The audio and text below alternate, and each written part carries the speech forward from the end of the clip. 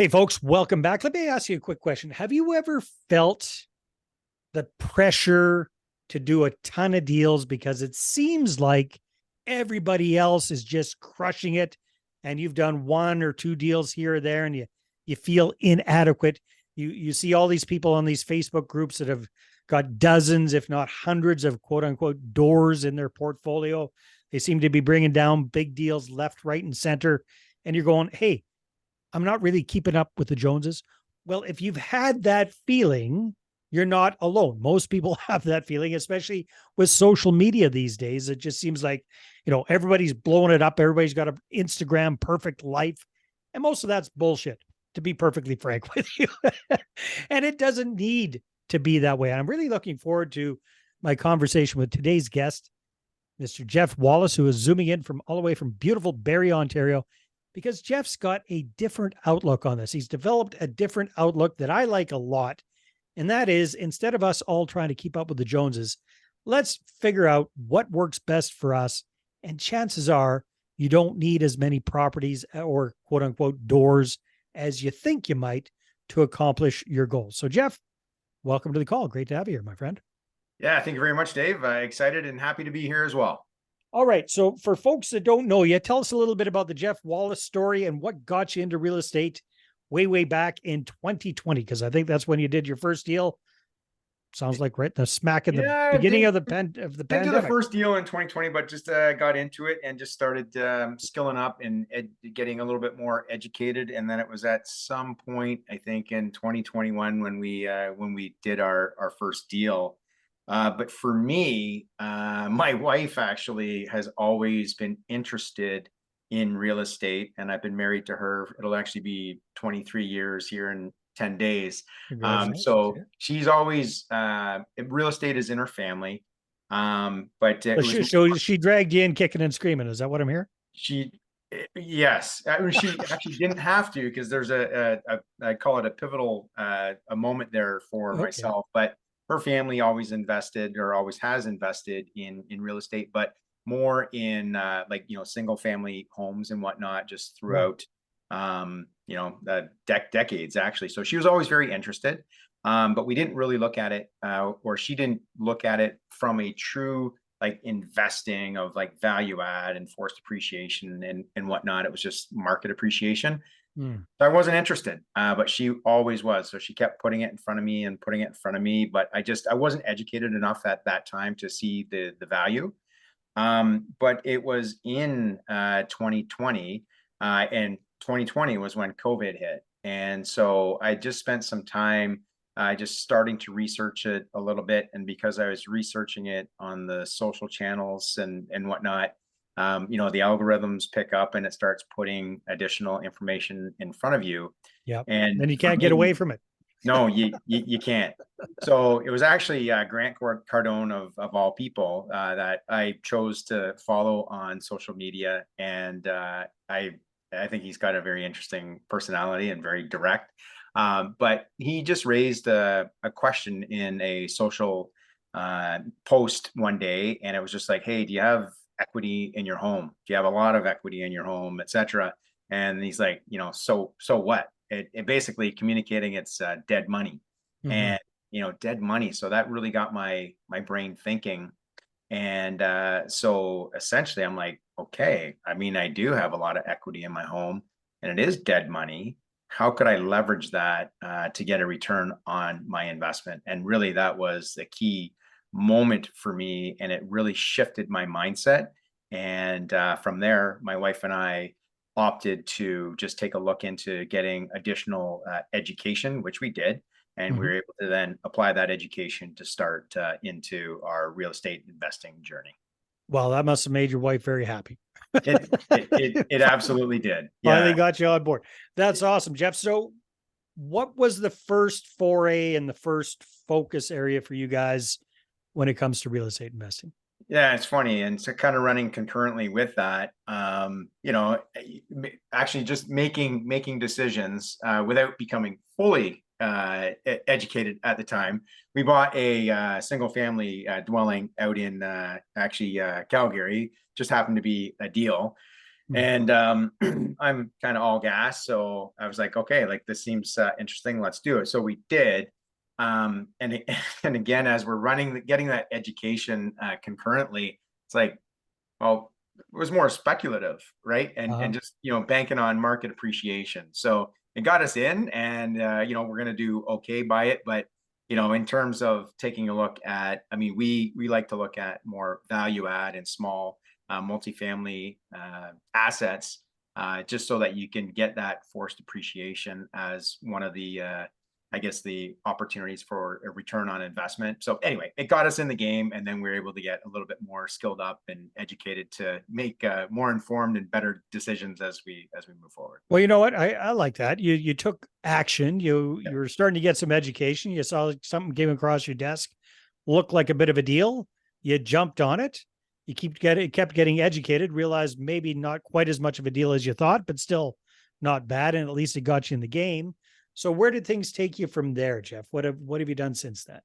Yeah. So in terms of assets themselves, so we have that single family, and then then it's actually progressive. So then we went with a duplex, more closer to Barrie, and then and that one was pretty much turnkey, but cash flowing, and still cash flows to this day. So it was good.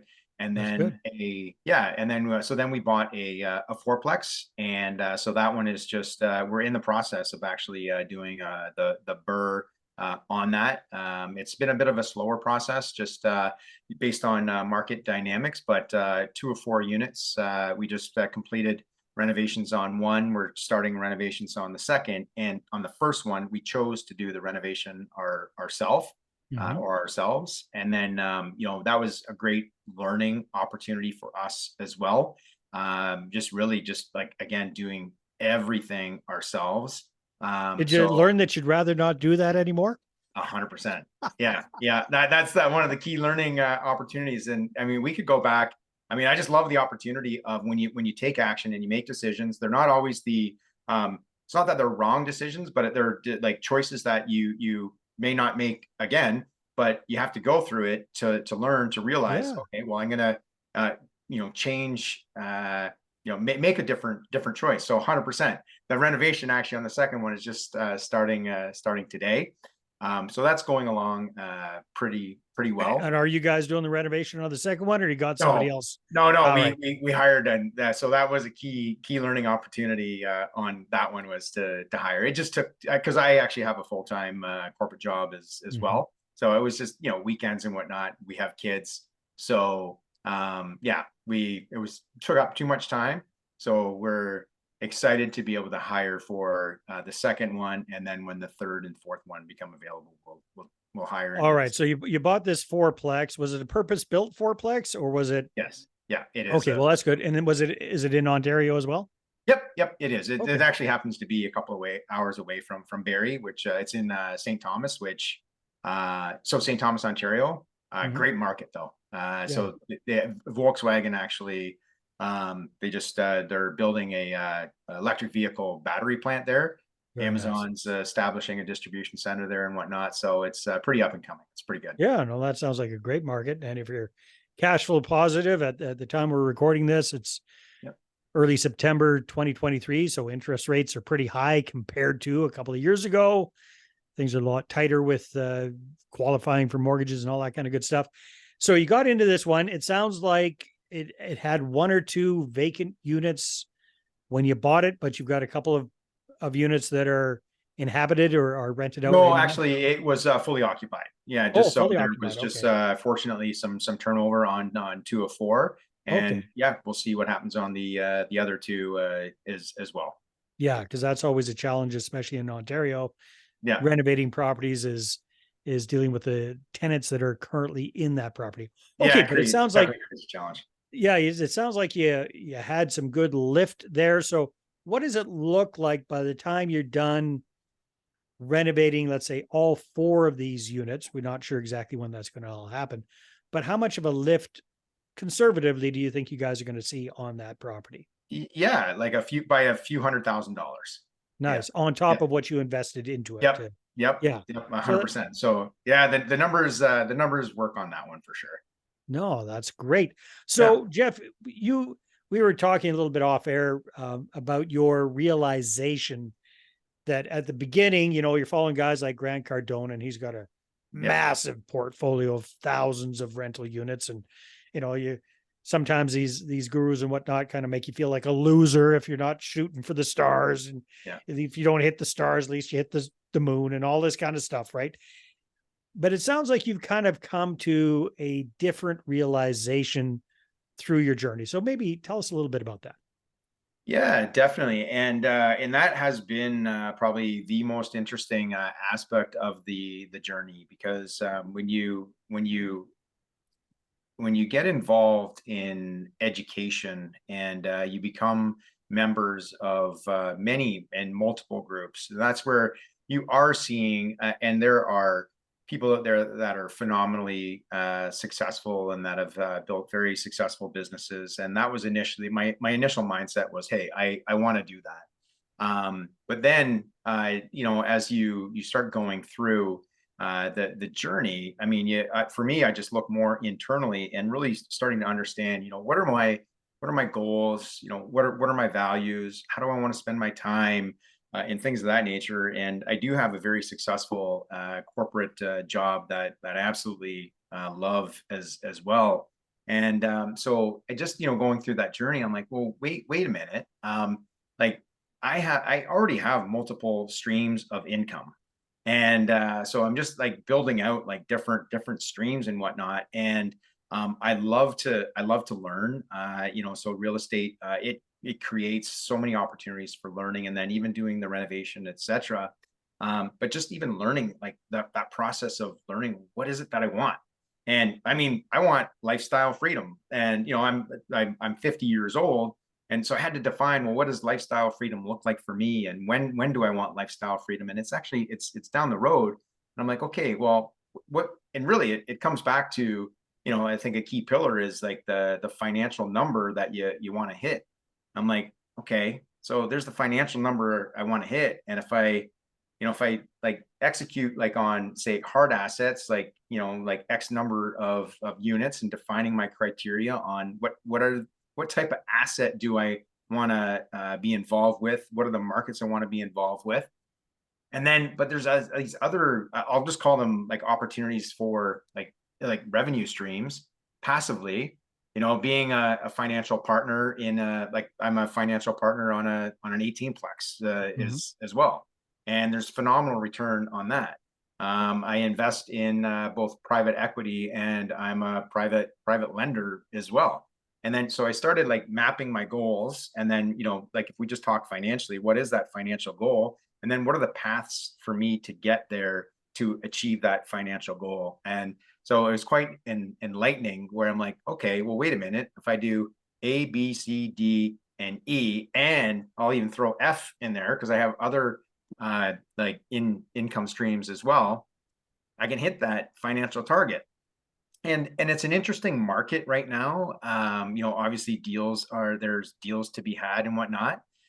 So if I'm more strategic in the types of deals that I get involved with, so many things come into play, like, the numbers, obviously, but then, my return on time, like what's Mhm. my, what is my return on time? How much time do I need to invest in, like, these hard assets?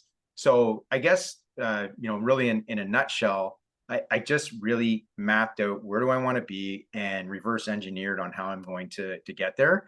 And again, I love real estate, but I mean, for me right now, like I'd be happy doing 1 to 2 deals a year. And Mhm. that's, based on, my current state, my current knowledge, my current network, etc.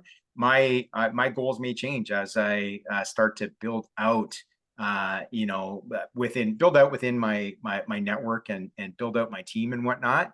But life changes, right? So Right. that's my mindset today, but my mindset may change tomorrow. And as I'm more comfortable doing larger deals, then yeah, maybe I'll just focus on adding more doors at that time. But it was really just me coming to the realization of my journey is my journey, and I don't need to be worried about what anybody else is doing. And with my wife and I, what are our goals, and what's that pathway to get us there, or the action that we need to take to achieve our goals. Yeah, that's very, very well said, Jeff. So yeah, I love what you said there. There's all sorts of different ways to accomplish what that goal is. I'm not sure what that number looks like, if that's a net worth number, if that's a monthly income number, if it's both. I'm not sure. Both. That's Yep, yeah. 100%. And yeah, I mean, a lot of people are just overly focused on number of doors, number of units. They think there's some magic to that. And sometimes there is, but one of the things I've found, especially sometimes with the big time syndicators, is it's not as sexy as it would appear. Like the actual amount of equity the syndicators have in a deal is minuscule compared to the amount of equity they have to give their investor partners to make it make sense. So the way they tend to be making a lot of their money is through acquisition fees and management fees and that sort of thing, versus if you own a fourplex, a sixplex, an eightplex, even with a joint venture partner or two, your share of that is much higher. Like you've got a bigger piece of a smaller pie, but at the end of the day, you can control that a lot more. Like you're seeing, you could do renovations and repairs and improvements, increase the value by hundreds of thousands of dollars. These are the kind of things that you can control versus being, and there's nothing wrong with being part of syndication. Sounds like you are part of syndications as well.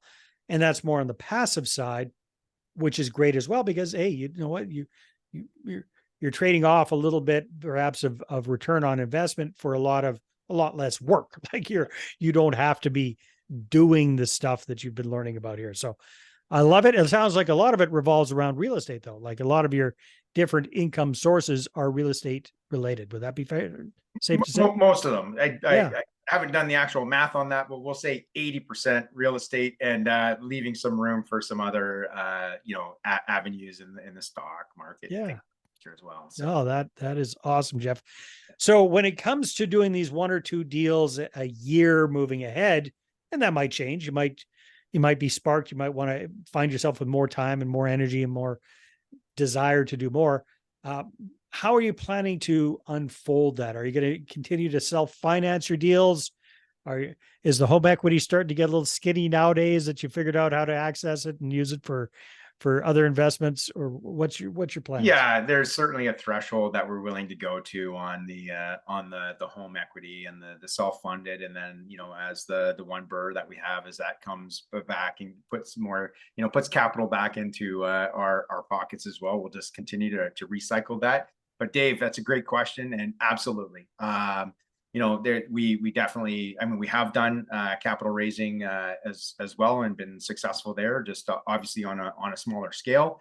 But that's certainly in the forefront as we start looking at different deals, because one of our goals is actually to develop, and we're still mapping that out as well. And when I say develop, I mean it's not going to be a huge development, but it might be developing a purpose-built fiveplex or purpose-built eightplex as an example. Like a build to rent type situation where you're going to build it, you're going to rent it out, you're going to hold it long term. Yeah. So that sounds.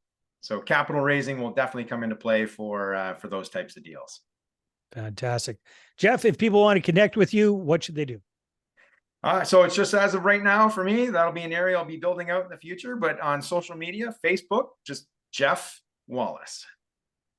Wow, that you're lucky you got that one. Yeah, straightforward. So jumped on early. Awesome, Jeff. Well, hey, congratulations on your journey so far, and more importantly, on the clarity that you've gotten. Like I love what you say. My journey is my journey. You don't have to be trying to copycat anybody else. So, hats off to you for figuring that out. Perfect. Well, hey, Dave, I'm grateful for the time to have this conversation with you today. Likewise. All right, everybody, take care, and we will see you on the next episode.